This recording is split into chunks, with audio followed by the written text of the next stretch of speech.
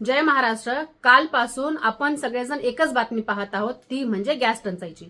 अशातच सरकारने 60 रुपयांनी गॅस सिलेंडर महाग केला, त्यावरती तर आपण बोलायलाच नको. खरं तर महाराष्ट्रातल्या आणि देशातल्या जनतेने चिंता करण्याची अजिबात गरज नव्हती. त्यांनी सरळ उठायचं होतं, हार्डवेअरच्या दुकानात जायचं होतं.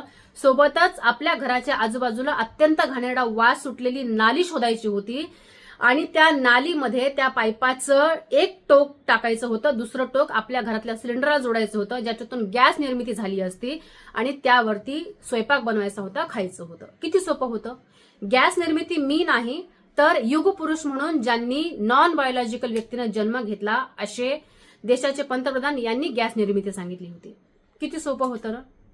मला यासोबतच महाराष्ट्रातल्या जनतेला आठवण करून द्यायची आहे, ती म्हणजे तुम्ही सुद्धा काळजी करण्याची काहीच गरज नव्हती. तर मेवा भाऊनी 2017 ते 2019 मध्ये 33 कोटी झाडांची लागवड केलेली होती, ज्याची नोंद लिम्का बुकामध्ये झालेली होती. सगळीकडे आम्ही बातम्या पाहिल्या होत्या. तर ती झाडं शोधायची होती, 33 कोटी कुठे लावलेली होती. त्या झाडाचं जाळण जळतण सरपण त्याची मोळी बांधायची होती तोडून आणून, आणि आपल्या घरामध्ये चूल मांडून त्याच्यावरती स्वयंपाक करून खायचा होता. किती सोपं होतं ना. बघा, एक नॉन बायोलॉजिकल गॅसची निर्मिती कशी केल्या जाते भविष्यामध्ये आपल्याला जर काही गरज पडली तर, आणि 33 कोटी झाडं लावून आपण त्याचं लाकड जळतण जे आहे ते आणून आपण स्वयंपाक करून खाऊ शकलो असतो.